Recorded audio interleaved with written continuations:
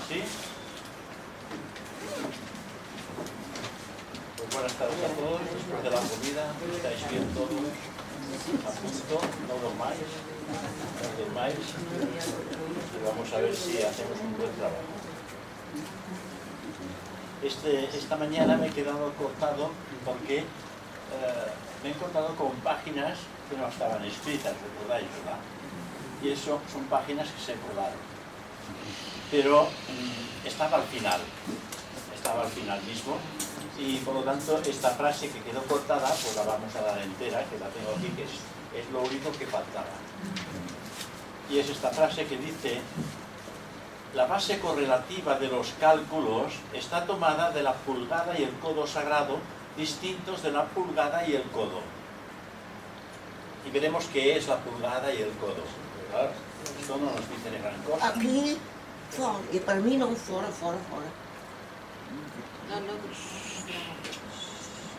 La pulgada y el codo sagrados dio lugar al canon arquitectónico y luego, por medio de Moisés, el iniciado egipcio, a los hebreos, cuya definición simbólica se halla en el Antiguo Testamento y que sirvió para la creación del Arca de la Alianza y la construcción del Templo de Salomón. O sea que todas estas cosas están atadas, unas vienen detrás de otras.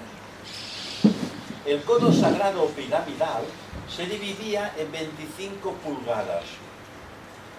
En 25 pulgadas piramidales, cada una de las cuales equivale a 25 milímetros o 2 centímetros y medio, cada pulgada. El hallazgo de la unidad de medida de la Gran Pirámide y que sirvió como base de sus estudios se halló en una placa vertical de granito situada en la antecámara. En la antecámara, en este punto, ahí en la antecámara se halló una placa vertical que tiene una pulgada de espesor y 25 centímetros, 25 pulgadas de circunferencia. Yo he pasado 2 veces por allá y quizás he vuelto atrás y he vuelto adelante, pero no he visto nunca esta piedra de granito en la que habla de este codo sagrado. Estas dimensiones corresponden exactamente a las 2 medidas pulgadas y codos sagrados que sirvieron de punto de partida a los constructores de las pirámides, es decir, de la Gran Pirámide, y son en la actualidad la clave interpretativa del misterioso testamento arquitectónico. Así como nosotros utilizamos el metro, y el metro para nosotros es una medida extraordinaria, pues parece ser que las medidas que propiciaron la construcción de la Gran Pirámide de Keops era el codo y la pulgada sagradas. La pulgada piramidal corresponde en la escala cronológica a un mes o año solar, según el lugar en que se aplique y su equivalencia en los ciclos históricos de acuerdo con el ritmo más o menos acelerado de la evolución conjuntiva de las masas humanas. Va siguiendo el movimiento evolutivo de las propias masas humanas.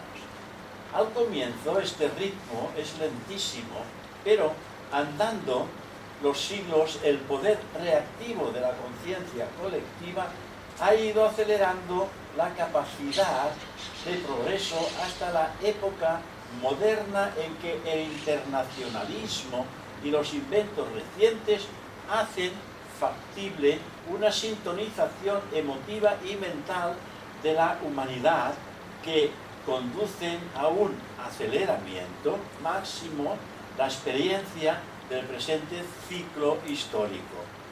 Las cosas se van acelerando a medida que la evolución va transcurriendo. Aparte de esta exposición de longitudes y de correspondencias geométricas, en algunos puntos los accidentes de la construcción y otros secundarios factores también señalan la interesante revelación de nuestros tiempos. Como veréis, no lo podéis leer, ¿verdad? No lo podéis leer, yo me pondré las gafas y algo podré leer. Aquí levanta el papel. No, las gafas sí. No, aquí está. Me pongo las gafas para poder leer un poco. ¿Es este? Ah, no es este. No es este. ¿Ven? Sí, es este. Será este.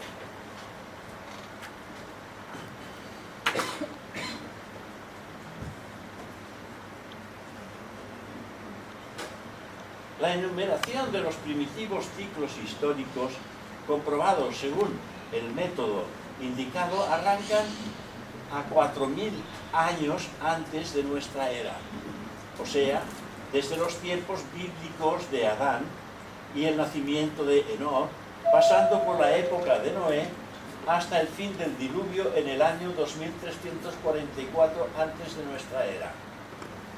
Esto según la historia.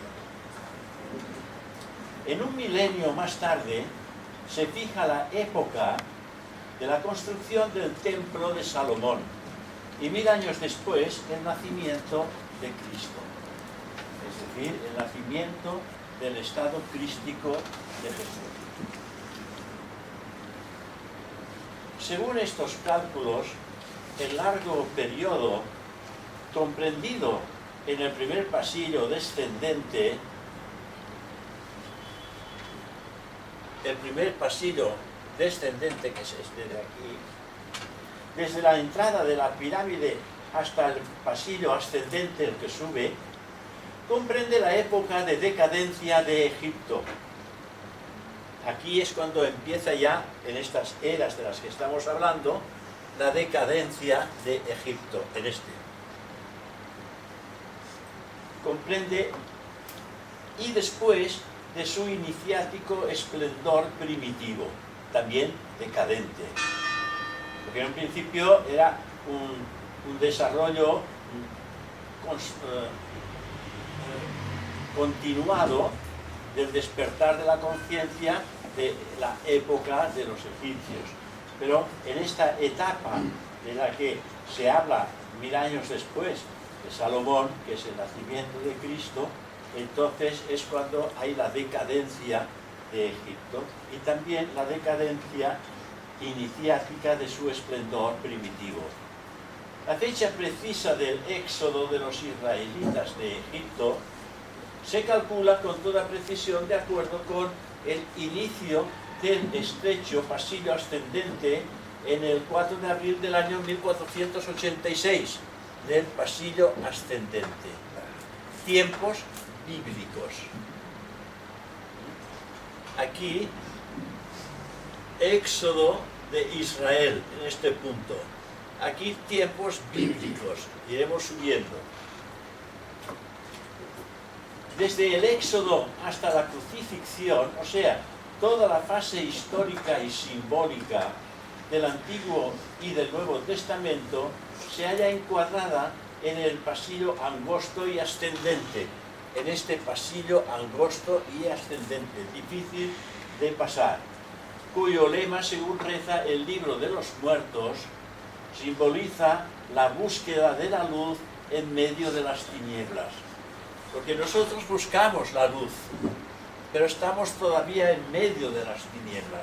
Estamos en este punto que configura los tiempos bíblicos en el pasado. Pero en la actualidad nos hallamos en este punto, puesto que buscamos la luz, pero estamos envueltos todavía por tinieblas, porque no hemos podido descorrer todos los velos que nublan la visión clara y lúcida de la luz interior. La fecha del nacimiento de Cristo en el sentido humano, no en el aspecto mítico o solar, sino que lo da el nivel del plano de la cámara de la reina o morada de Isis y la determina el 4 de octubre del año cuarto antes de nuestra era. el pasillo que conduce a la cámara de la reina, es decir, el de la Isis. El paso de la Gran Galería está determinado por la muerte y resurrección de Cristo. La Gran Galería era cristiana en los tiempos que han pasado y que aún están en vigor. Aquí es el sentido humano en el aspecto solar y mítico. Y el paso de la Gran Galería está determinado por la muerte y resurrección de Cristo y abarca toda la era cristiana con su gran caudal espiritual derramado sobre la humanidad en todo este aspecto. Simbólicamente está representada en el libro de los muertos como el cauce de las aguas puras de vida. Y ciertos resultados geométricos obtenidos a base de accidentes arquitectónicos de la Gran Galería indican que en este largo periodo las fechas vitales del Renacimiento y de la Reforma. Los 7 peldaños que simulan el muro de la gran, como llamamos, la gran galería, los muros que configuran la Gran Galería, que hemos dicho que son 7, unos sobrepuestos como si una escalera y que finalmente se van cerrando, simulan la avenida subterránea y poseen el significado, se dice, de las 7 lámparas, las 7 claves simbólicas, los 7 colores, las 7 notas, los 7 planetas, los 7 planos del cosmos, los 7 principios del hombre. Es decir, que este septenario lo encontramos en todo y también en todo el proceso de la propia pirámide de Keops. El septenario, en fin, que preside según la revelación el misterio en parte todavía velado, escondido, no encontrado, del mismo corazón de la gran pirámide.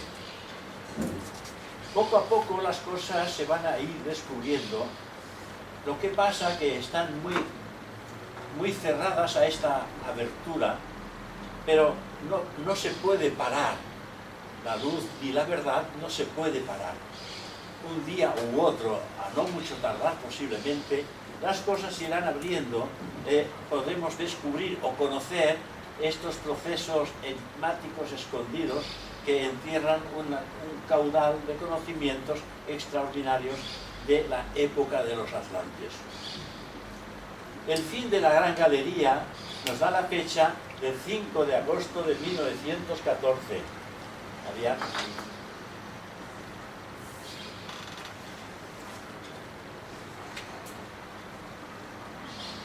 Sí, el principio. No lo veréis, pero bueno, este es el principio. Se ve el 5 de agosto, ¿lo veis? En este punto se nos da la fecha del 5 de agosto de 1914. En este otro, el 11 de no sé qué, de 1918. De noviembre, 11 de noviembre de 1918. Y antes de entrar en la morada del rey, encontramos aquí el 20 de mayo de 1928, que es la crisis social y económica que pasó el 29.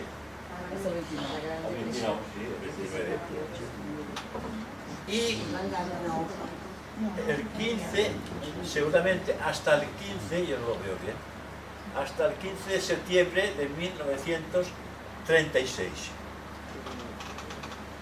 En este punto, en la parte de abajo, en este punto, hay la revolución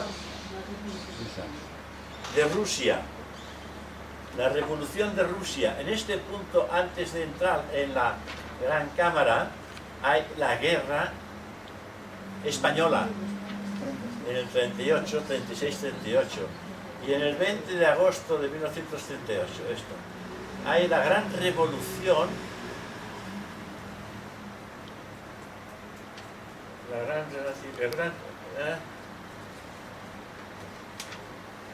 en enero de 1947 hay el gran renacimiento, y en el 20 de agosto del 55,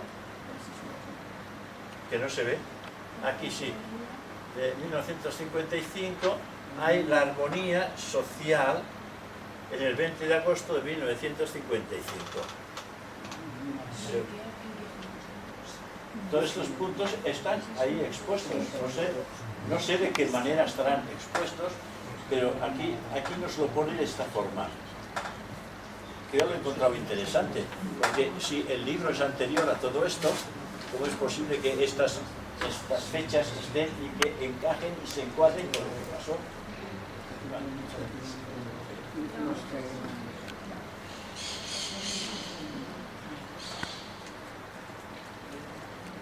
Pasamos, que esto lo hemos dicho de palabra.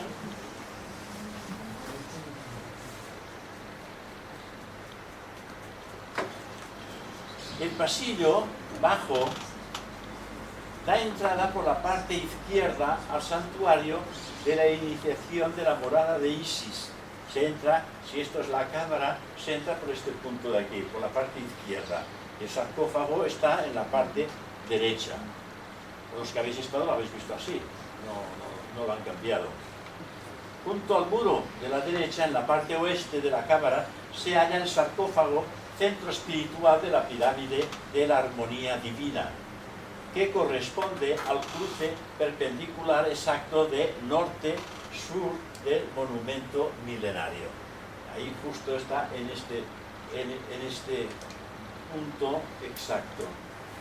Cuando la humanidad llegue a su paso simbólico, cuando lleguemos a ese paso simbólico de la entrada a la Cámara del Rey, ese paso simbólico al encuentro de nuestro centro espiritual en la cueva etérica del corazón, la similitud ocultista es la misma exactamente que la pétrea. Es decir, entrar en contacto con la realidad de aquello que somos. Fecha determinada por el lugar donde se haya emplazado el sarcófago, nacerá en la luz de Osiris como el iniciado egipcio. Naceremos en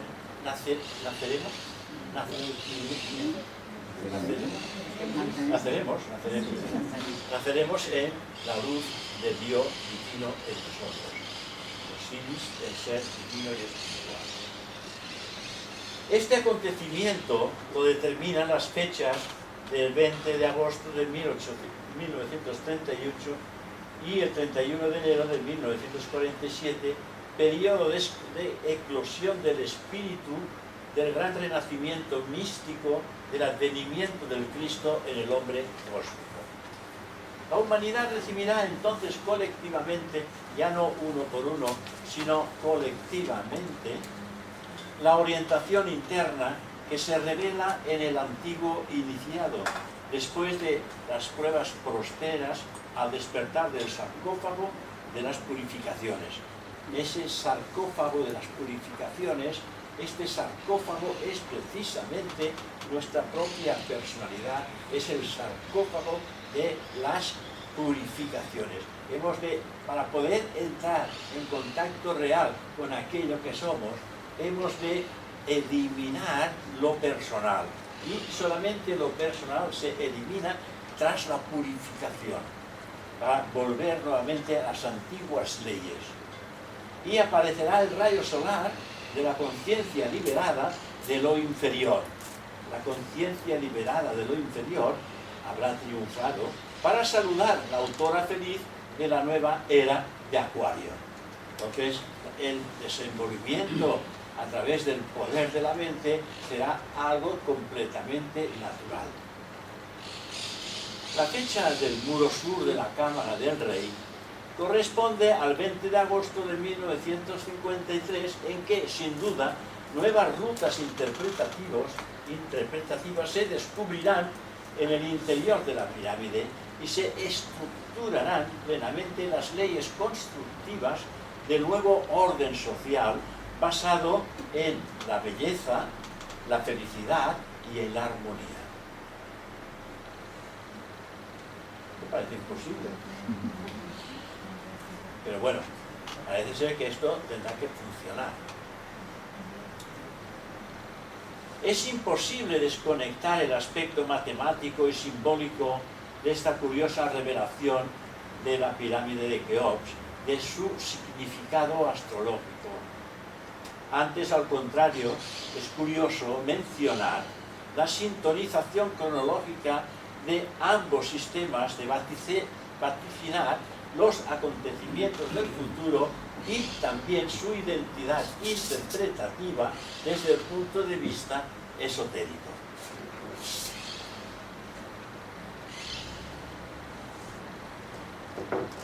Según la teoría de Davidson, nos hallamos en la actualidad, en estos momentos, hollando el umbral de la cámara del rey. Hollando el umbral de la cámara del rey. Este es el umbral de la cámara del rey.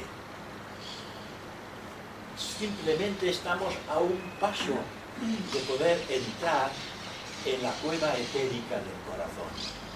A un paso. Puesto que hemos hecho un desenvolvimiento en los distintos reinos y en nuestro propio reino humano. Y ahora se trata de entrar en el reino interno, la morada del alma, que es el mundo causal, y entrar en contacto directo con el yo real de aquello que somos.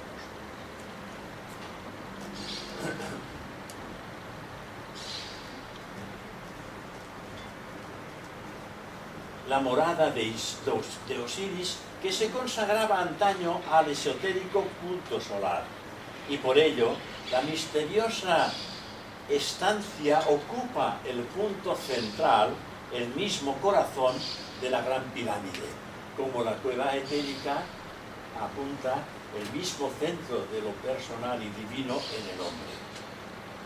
La cueva etérica del corazón. No la veis, pero está ahí presente, etéricamente presente aquí en vosotros. No hemos despertado esta clarividencia etérica. Pero os digo más, aunque despertáramos la clarividencia etérica, veríamos la cueva etérica, pero no veríamos el corazón de la misma, que es el cuerpo causal. Porque el cuerpo causal está envuelto por la materia pública. ¿Veis? Y como que nuestra clarividencia sería etérica, tendríamos que acceder a clarividencias más elevadas hasta alcanzar lo que se llama conciencia causal. Y en la conciencia causal es percepción espiritual, divina. Visión, si queréis. Visión espiritual. Al parecer, el signo que ha de presidir la ruta espiritual de la humanidad es Leo, es decir, la sede del Sol, lo que ofrece la posibilidad de un retorno glorioso de las verdades iniciáticas, volver otra vez al principio con un conocimiento en nuestro acervo para poderlo realizar conscientemente. No ya en forma dogmática o por fuente exclusivizada, sino como una pródiga lluvia fecundante y bien hechora que regenerará con nueva vida espiritual todos los campos de la actividad humana, ya conscientemente, ya no por forma dogmática, sino que triunfalmente y conscientemente entraremos en nuestro mundo, el mundo que nos pertoca, el mundo al cual pertenecemos. Porque si pensáis que pertenecemos a este mundo, estamos equivocados. Si pensáis que pertenecemos a este mundo porque temporalmente estamos habitando en él, estamos completamente equivocados. Porque pertenecemos en el mundo de lo eterno. A pesar que estamos de vacaciones, por decirlo de alguna manera, en nuestro mundo tierra, estamos siempre y eternamente en el mundo espiritual. Porque aunque la presencia del corazón en la cueva etérica del corazón está el alma que encarna, esto quiere decir que el contacto directo a través del Sutratma está en los planos superiores y eternos. Por lo tanto, siempre nos movemos en los terrenos espirituales, divinos y eternos, y de vez en cuando descendemos al mundo físico porque precisamos de mayores experiencias que nos ayuden a despertar la conciencia latente que por el momento todavía se halla en nosotros. Y esta conciencia latente nos vemos en la obligación aquí en este mundo de activarla, de hacerla activa. Y a veces la activamos equivocadamente y obtenemos experiencias de dolor y sufrimiento, pero que también las necesitamos. Y cuando las encauzamos correctamente tenemos experiencias elevadas que dan gozo espiritual al individuo que las ha desarrollado. Todo ello se infiere el retorno de la religión viva o culto solar de los antiguos, no en su forma ritual,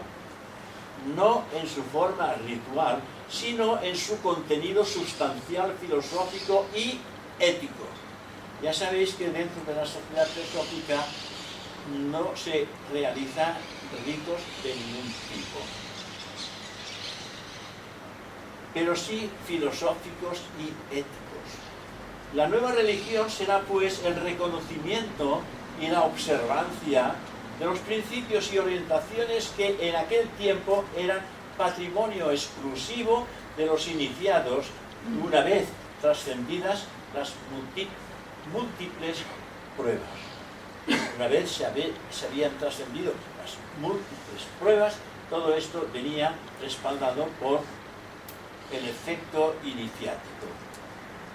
Actualmente la humanidad, en estos momentos, ha atesorado ya a través de su largo y doloroso peregrinaje la experiencia subconsciente de aquellas pruebas y se apresta después a la lucha presente, a devenir receptáculo donde se hace verter desde lo alto el eterno caudal de la sabiduría.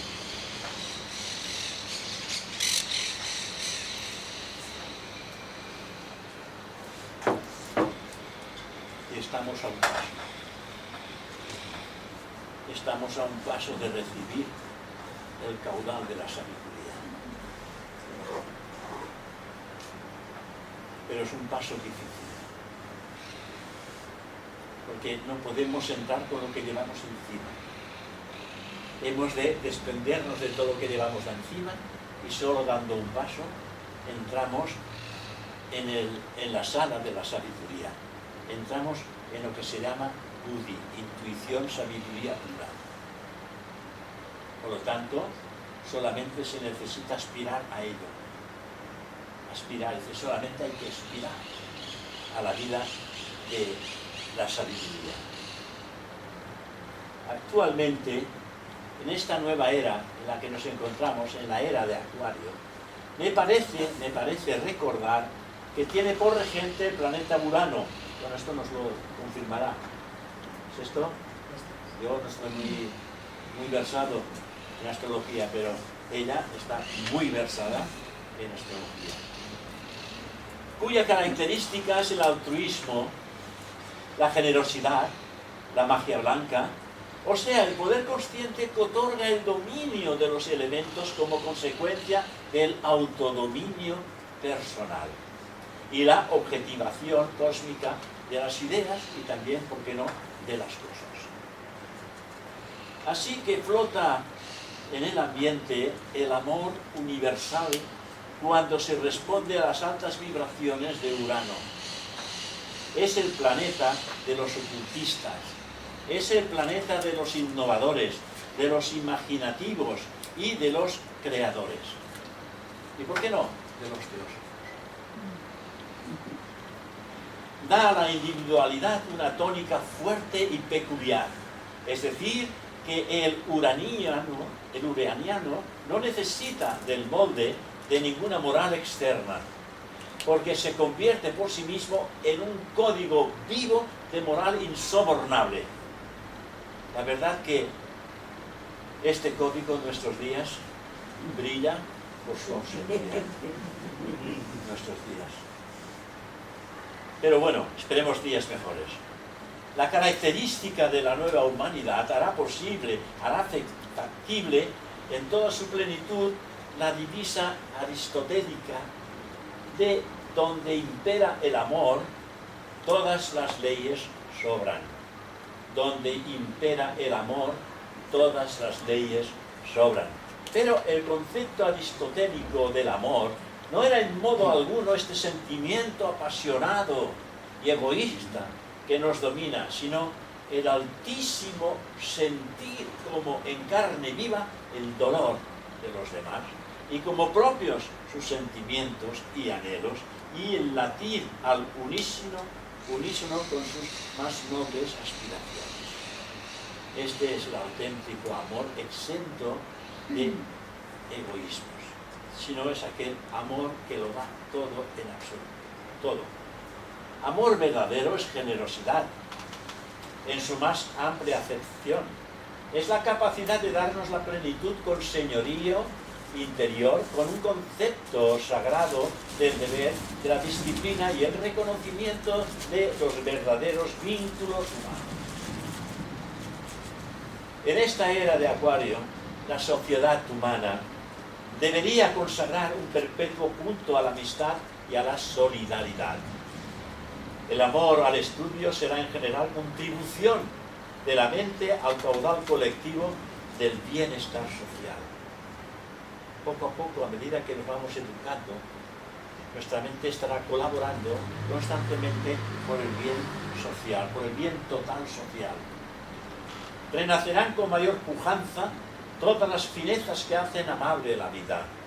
Tomará extraordinarios vuelos el cultivo de la belleza de todas sus formas, moradas luminosas y alegres, con grandes aberturas, saludarán al sol. El Dios de la alegría, de la salud y de la armonía. Cuando esto ocurra, la vida será más pura, más obvia, más fácil, las perspectivas interiores abiertas, y las maravillas del mundo oculto serán un caudal inagotable de las renovadas creaciones, por y por venir, hechas por venir. La expresión de los ojos será en todos más diáfana. No habrán recovedos ocultos. La mente más ágil. Con el cuerpo y la mente sanos no habrá malicias ni rencores. Se vivirá en una espontánea donación y en un gozoso servicio a los demás. Todo eso ya está planeando en el aire. Todo eso está ya planeando y se trata de llevar a buen puerto nuestra propia nave. Volverán a encarnar sobre la tierra los principios eternos y la sabia antigüedad de todas las aportaciones de la ciencia moderna, y con la agilidad enriquecedora del internacionalismo ya en una fase constructiva. Un nuevo concepto de la caballerosidad advendrá como norma de moral ciudadana, y con él la nueva aristocracia del ciudadano integral que instituyó Pitágoras. ¿Habéis leído algo de Pitágoras? Sí. Los versos dorados de Pitágoras. Aquestes paraules que has dit semblen del Salomó. Porque él también leía estas cosas. Son justas. Estamos estudiando las mismas cosas que los antiguos teósofos han estudiado, y como que ellos tenían la oportunidad de estudiar en libros más antiguos, yo he tenido la oportunidad de caer en ellos. Parece que digamos las mismas palabras. La Es que es la verdad. Son conceptos que se han ido perdiendo pero que van redespertando a medida que la ética se va afianzando en el carácter del individuo. Hace que el hombre se vuelva más caballeroso y la mujer más responsiva en todos los terrenos. Bueno, continuamos. Todos gozarán de los mismos privilegios posibles. No habrá más categoría que la que establezca la bondad y la aptitud. No habrá ya oprimidos ni opresores. Todo eso tiene que cambiar. Y cambiará porque la era de Acuario, su tónica es cambiar la polaridad de la mente. Dejar de mirar hacia abajo para mirar hacia arriba o hacia adentro, como queráis, como mejor os vaya. Aquello de bucear en lo más profundo de vuestro corazón es eso, bucear en lo más profundo de nuestro corazón y intentar, yo digo siempre, no escuchar, sino intentar escuchar la voz de Dios, que es nuestra propia voz.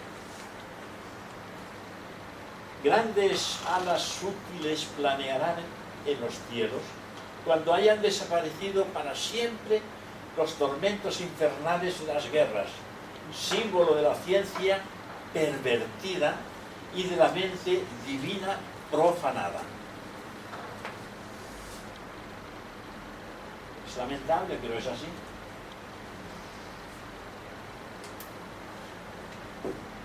Pero para que estas nuevas invenciones tengan éxito, tienen que pasar por una criba.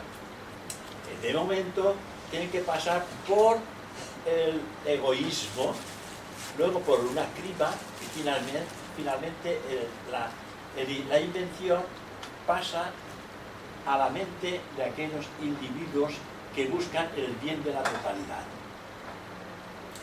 Estas alas inmaculadas serán la nueva oración de la humanidad, no formulada con palabras, sino con altos y nobles pensamientos.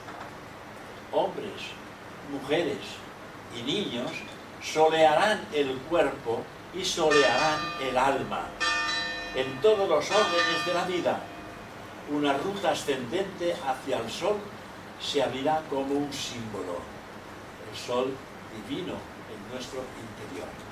Entonces Osiris, o el Dios superior, nacerá como un Cristo, porque despertará la conciencia crística en nuestro interior. Entonces la vida será santificada como un perenne oficio divino, y el éxito de todo el proceso es que nosotros nos hallaremos en el umbral del santuario de las iniciaciones, es decir, en la cueva etérica del corazón, simbolizada en España y en otros países por el nacimiento de Cristo en el pesebre. El pesebre estaba en una cueva y ahí surgió la conciencia crística en un momento determinado y el individuo se transformó en un sabio. La conciencia crística transforma al individuo en un sabio. ¿Habéis oído hablar de Sankaracharya? Su nombre no es Sankaracharya, su nombre es Sankara. Y Charya quiere decir sabio, el mismo contenido que Cristo. Cristo es el ungido, Cristo es un estado de conciencia, Cristo es el sabio. Entonces a Jesús le llamaron Jesucristo y a Sankara, Sankaracharya. Uno es de la India y el otro nuestro. Por lo tanto, tenemos que ir comprendiendo un poco estos lenguajes que encierran verdades eternas que son extraordinariamente maravillosas. Bueno, he ido rápido para poder terminar, porque ahora vosotros no tenéis deber de reuniros por grupo. No hay reunión por grupo. En primer lugar, porque no tuve tiempo para prepararlo. Y en segundo lugar, porque estaba preparando, y todavía está en un borrador, como podéis ver, está en un borrador, que era para pasar en limpio y poder expresaros un conocimiento que he ido encontrando sobre la Esfinge. Y lo he ido preparando, buscando a través de antigua literatura, sobre todo de la excelente escritora, pintora, teósofa, hija de la fundadora de esta rama Arjuna. La hija de la fundadora de esta rama Arjuna se llamaba Pepita Mainadé o Josefina Mainadé. Algunos habéis oído hablar de ella. Ya murió. La Josefina Mainadé. Era una escritora extraordinaria, fabulosa, tan buena como su madre. Su madre es Carmen de Mainadé. Carmen de Mainadé. Ella formó la rama Arjuna y ganó los premios, el tercer premio internacional que hicieron en Francia al mejor documento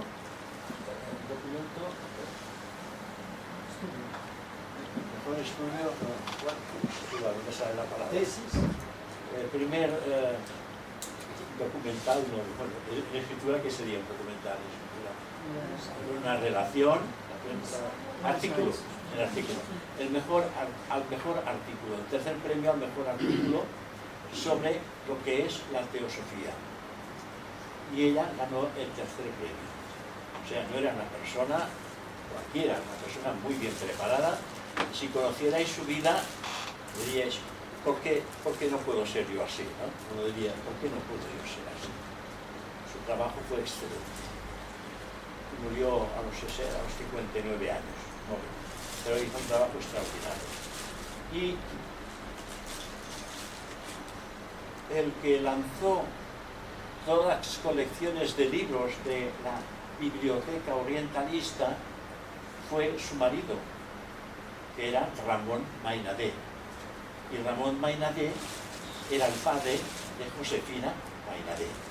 Entonces Josefina Mainadé, hija de dos padres, padre y madre, teósofos lanzados en primera línea, trabajando directamente, creativamente dentro de Barcelona, que todo esto se hacía aquí en Barcelona, no podía ser otra cosa que alguien extraordinario. Incluso hizo muchos libros. Y cuando murió su madre, ahora estoy haciendo historia, en vez de hablar de lo que tengo que hablar, cuando murió su madre, Ramón Mainadé, ella escribe un libro en la que dice, durante la vida de mi padre, él constantemente me estaba pidiendo que hablara sobre Sócrates. Que escribía, sobre Sócrates. Pitágoras es otro libro que hizo. Y entonces no me atrevía a escribir sobre este gran filósofo. Pero una vez muerto, estoy pensando en que debo de hacerlo. Y escribe ese libro. Un libro realmente extraordinario en memoria a su padre. Pero era una excelente escritora y pintora. El Ayuntamiento de Barcelona le hizo varios homenajes. Pertenecía a la Sociedad Teosófica Rama Arjuna, nuestra rama. Pues bien, he podido sacar de sus escritos en distintos libros lo que os voy a transmitir. Cosas que he ido ligando en relación al tema de hoy, pero también con el fin de que poderos transmitir cómo y de qué manera llegó la Esfinge a ser creada por los atlantes.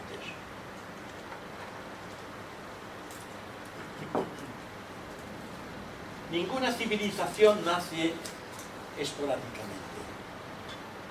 Cada una de ellas constituye un eslabón dentro de una larga cadena de brillantes realizaciones. Bueno, me he olvidado algo.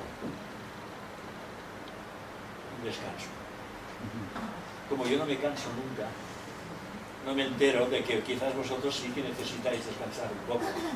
Porque escuchar, escuchar y escuchar, vamos a hacer un descanso de media horita, ¿os parece bien? Y luego, porque sin darme cuenta ya me lanzo y empiezo y no vamos a continuar después de este descanso. No estamos más frescos. Y vamos a hablar un poco sobre el misterio de la gran esfinge, no de la pirámide, sino de la gran esfinge. Ninguna civilización nace esporádicamente. Cada una de ellas constituye un eslabón dentro de una larga cadena de brillantes realizaciones. Por lo común, existe un auténtico conocimiento histórico del misterioso engranaje de las civilizaciones. ¿Cuál fue la madre del antiguo Egipto? Esa remontísima, avanzada civilización. ¿Y cuál la que otorgó los gérmenes de una esplendorosa civilización prebrahmánica en la antigua India? La tradición esotérica o legendaria nos habla de la Atlántida, el continente sumergido durante la gran conmoción geológica coincidente con el diluvio universal. Platón, el famoso filósofo, en sus famosos diálogos dejó dicho que su relato de la Atlántida era una auténtica verdad, cuya avanzadísima civilización fue madre a su vez de la primitiva colonia atlante que fue Egipto en sus orígenes, así como de otras civilizaciones. Mediante sus prodigiosos adelantos científicos y supersentidos desarrollados algunos iniciados atlantes, conocedores de la próxima catástrofe cíclica del hundimiento de la isla Atlántida a causa de su estado de decadencia. Entonces, los padres espirituales de Venus, cuya misión era impulsar nuestro mundo, sus civilizaciones dijeron que una selección, hay que buscar ayudas. Estoy moviendo los brazos porque no sé dónde ponerlos, porque no veo bien y tengo las gafas aquí. Dijeron que una selección de tales iniciados emigraron convenientemente pertrechados en las tierras puras de Kemi. Las tierras puras de Kemi era el Bajo Egipto. La categoría de iniciado de aquellas épocas equivalía a la del universitario integral, instruido en ciencias y artes, conocedor de los secretos de la naturaleza y poseedor de todas las virtudes y conocimientos, tanto intelectuales como morales y espirituales. Eran a la vez sabios, santos, inteligentes y puros. A tal fin organizaron ellos una expedición en las que agruparon los más puros de las subrazas de la cuarta raza atlante. Navegaron por el mar de Libia, hoy desierto, camino de Oriente, llegando por fin a la meta predestinada, el Bajo Egipto, donde establecieron una colonia atlante de elevado signo y adelantadísima civilización. Nada más llegar, empezaron a excavar la primera cripta y la laguna sagrada y acto seguido iniciaron la construcción del templo iniciático, la Esfinge. El pueblo miraba crecer, luna tras luna, aquella misteriosa figura de proporción gigantescas, un cuerpo de león tendido, con las patas delanteras avanzando en ambos lados del macizo, y sobre aquella mole de animal se fueron amontonando bloques calizos ya labrados, y surgió en la altura un seno de mujer, y sobre el cuello erguido una cabeza misteriosa, cubierta con la toga sacerdotal, y una faz enigmática y profunda, con unos enormes ojos contemplando el horizonte oriental. Esto es una versión de Pepita Mainadé.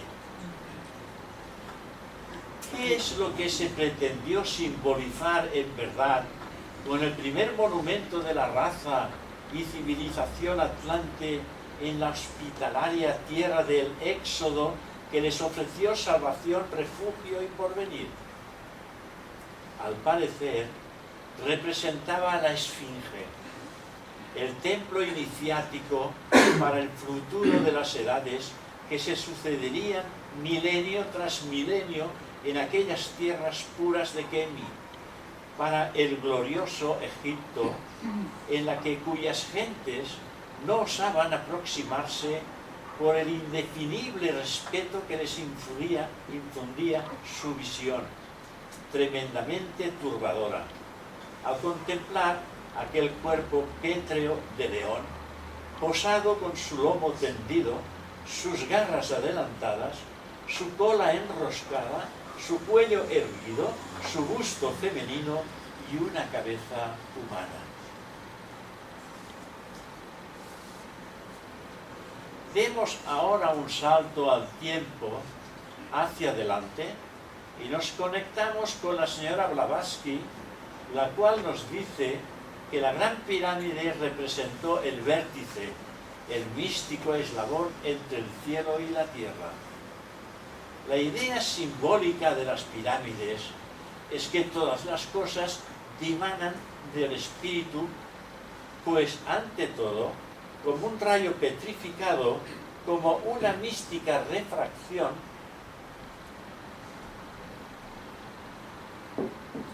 del luminar oculto, alma y vida de nuestro planeta, como una perpetua donación originada en lo abstracto y expandida en lo concreto.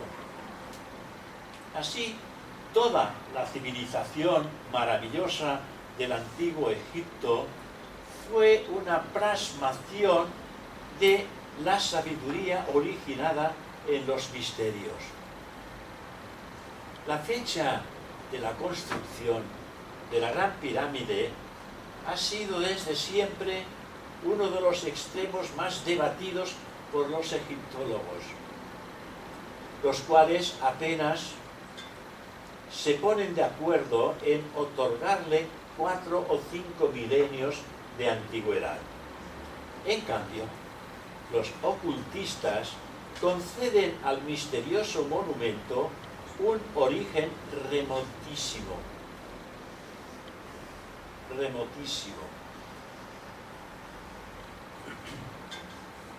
Cita Blavatsky, comentando un fragmento del libro de los muertos: había algunas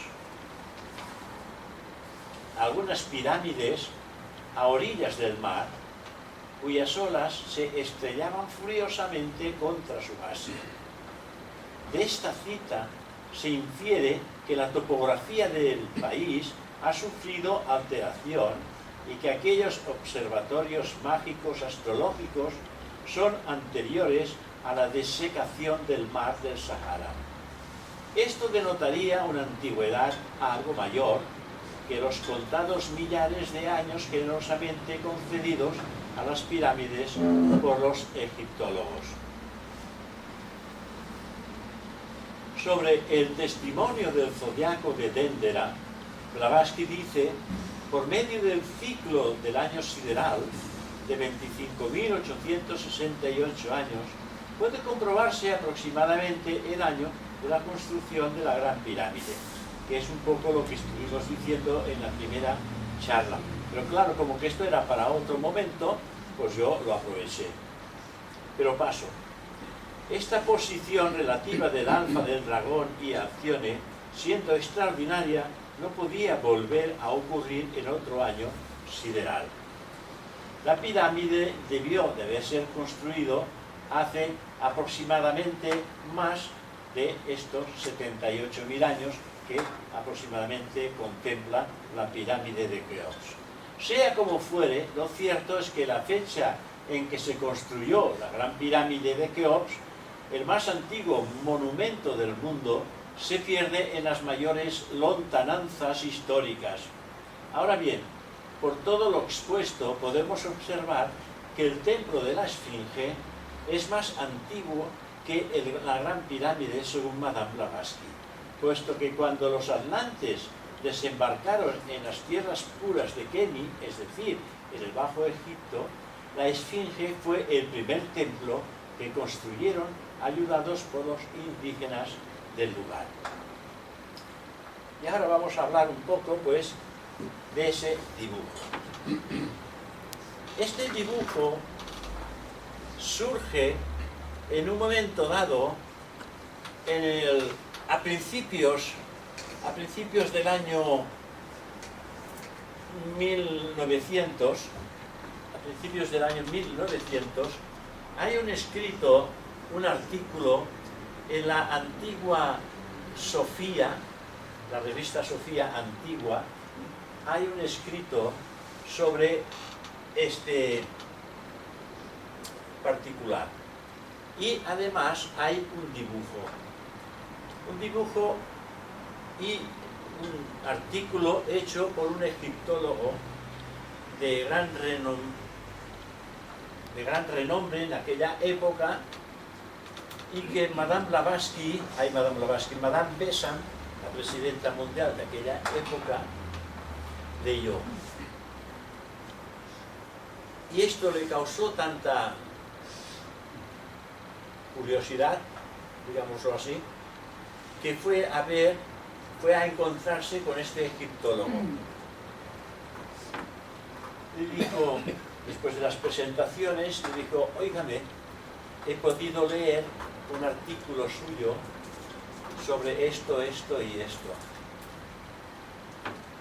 ¿Y usted qué te dice? No, yo no he escrito nada. Porque hacía ya un tiempo que este señor había desaparecido, cuando era una persona muy conocida. Y yo no he escrito nada, yo no lo he escrito. Pero usted no es fulano de tal, no recuerdo ahora el nombre. Sí, yo soy fulano de tal, pero yo no he escrito esto. En aquella época, todos aquellos avances que descubrían, todo lo que estaba escondido, pues era denunciado y las personas eran avisadas de que no hablaran de ello. El caso es que ella no pudo sacar en limpio nada, pero ella lo expuso dentro de la revista Sofía. Y ahí explica el egiptólogo cosas que ya en el mundo ocultista y ellas se iban hablando. Aquí arriba, la parte alta, había una cámara. Esta cámara fue sellada por los egipcios antes de que se hablara de esto. Fue sellada y tapada, cubierta. Este señor llegó y descubrió esta sala. Esta sala la descubrió y la limpió. Y al limpiarla se encontró que había un pasadizo que descendía a otras salas.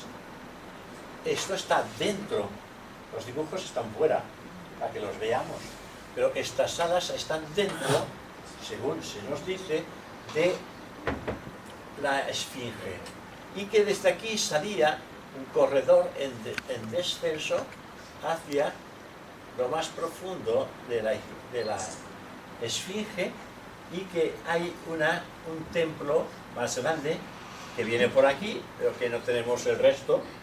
El resto no es que haya desaparecido, debe estar bajo tierra, pero no lo hemos podido dibujar porque el dibujo de la esfinge, que no es el que pertenece a estos dibujos, pues estaba cortado por aquí. Que es un templo en el que se hacían los ritos iniciáticos hasta nivel muy secundario de lo que es el desenvolvimiento de la conciencia astral. Porque en aquel tiempo, posiblemente, era importante despertar lo que eran los sentimientos, las emociones y darles vida, porque se despierta mayormente la parte emocional del individuo. Así como ahora en la actualidad hay la de Acuario, anterior a la de Acuario era la de Piscis. Esto se va renovando. En la de Piscis era necesario despertar el corazón, porque no podía despertarse simplemente la mente, porque la mente es fría y el corazón es caliente. Pero solamente el corazón hay aspectos volcánicos y impulsos que no son reflexionados. Por eso mente y corazón unidos están templando el fuego del corazón y templando el frío de la mente. Mente y corazón armonizados, temperatura exacta para que el espíritu pueda manifestarse. Estamos en la de Acuario, ¿por qué? Porque hemos despertado ya el corazón. Y en Acuario hemos de despertar ahora un potencial latente, dormido en nuestra propia mente. Bien, pues en aquellos tiempos también sucedía lo mismo. Y para que el individuo tuviera conciencia de ese más allá de lo físico, pues se despertaba esa conciencia astral. Aquí vemos a un individuo que está dentro de la esfinge en ese gran templo. Y había también otros caminitos interiores, senderos, que venían a contactar con la entrada. Esta sería la entrada. Y aquí hay una cámara subterránea donde realmente hay un sarcófago con alguien que lo atiende. Y arriba vemos también el sarcófago, pero en este caso aquí se plantaba, se colocaba el aspirante que quedaba en un estado cataléptico para que su conciencia se desplazara de lo físico a lo astral o quizás a planos superiores, depende del desenvolvimiento de la conciencia del individuo. Y el acompañante se representa ¿cómo le llaman? El Mahashohan. El Mahashohan, sí, representa al gran iniciador. En este caso, los que iniciaban eran humanos. Eran humanos porque eran los sacerdotes egipcios. Porque vosotros sabéis que hay las iniciaciones humanas y las iniciaciones del espíritu. Iniciaciones espirituales e iniciaciones humanas. En la sociedad teosófica se habla simplemente de las iniciaciones espirituales. En la masonería y también en los Rosacruces se habla de iniciaciones humanas. Las iniciaciones humanas están establecidas a través de seres humanos. Y las iniciaciones divinas o espirituales solamente existe una gran iniciación para todo el universo. Solamente hay un solo y único iniciador, que tiene un nombre que se le da el gran Sanat Kumara, que es un adolescente de 17 años. Su apariencia etérica, no física, su apariencia etérica es la de un joven de 17 abriles. lozano, hermoso, hermosísimo. Y este es el gran iniciador, el único gran iniciador. Y por encima de él existe el vigilante silencioso. O sea que las iniciaciones divinas, espirituales, son muchísimo más difíciles de adquirir y no las pueden canalizar ningún ser humano. Tienen que ser directamente realizadas por el Sanat Kumara, y cuando él no está presente por alguna razón determinada, entonces se presenta la estrella de 10 puntas, que es el símbolo del Sanat Kumara, y entonces el Mahashohan toma el relevo del Sanat Kumara para poder iniciar al futuro candidato. Pero el Sanat Kumara se convierte en el transformador de la energía del Sanat Kumara, que pasa a través del corazón y desciende al corazón causal del aspirante, porque el aspirante no puede recibir la total energía que surge del iniciador. Y por eso se establece ya no puedo el nombre,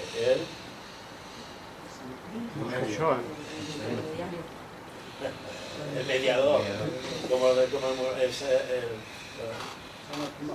Mahashohan. El Mahashohan. Entonces se establece como mediador el Mahashohan.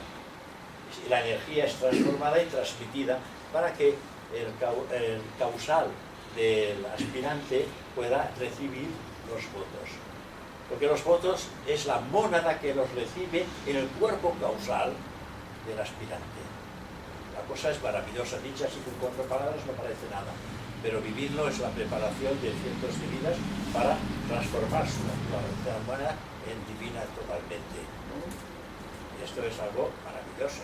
Y es algo que todos, absolutamente todos, hemos de pasar.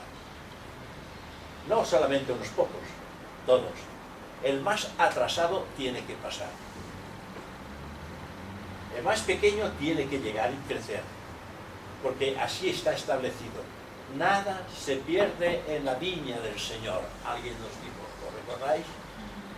Porque todo tiene que pasar, excepto aquellos que han roto el compromiso con el yo divino o el yo superior, que son casos muy especiales.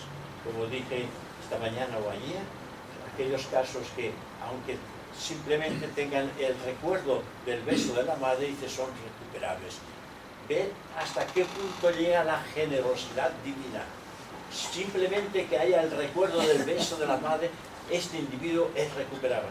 Tardará más o menos, pero puede llegar a entrar en el reino de los cielos divinos internos. Ya sabéis, los 7 grandes cielos, a través de los cuales uno va creciendo internamente. O sea que la cosa es maravillosa. Y de aquí habían unas conexiones que se conectaban con otros templos iniciáticos, tal como la de Keops y otras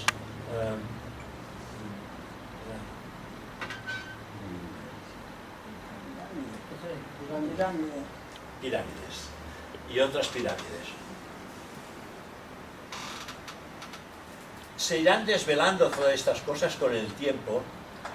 Claro, ahora parece de ciencia y ficción lo que estamos explicando aquí. Pero también hay otro caso, que este también sí se ha hecho público.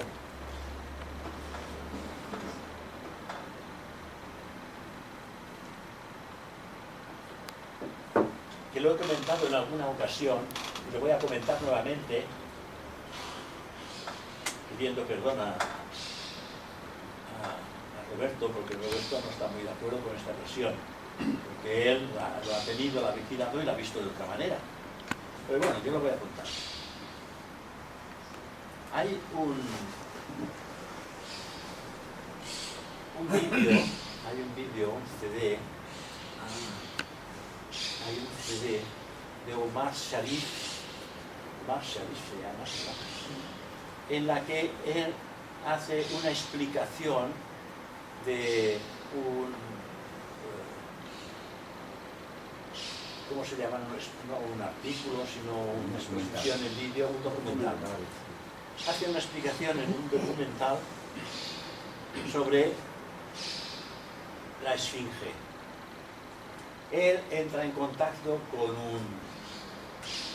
un egiptólogo, tiene amistad con él, hablan de estas cosas y tal, y se ponen en contacto con un árabe que es el nieto de un antiguo ayudante que habían descubierto una entrada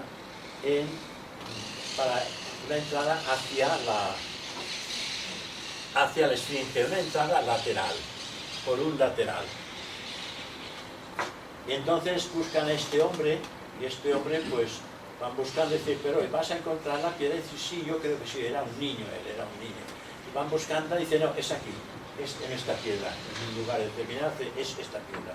Y entonces sí, excavan, sacan la piedra y hay un hueco que desciende.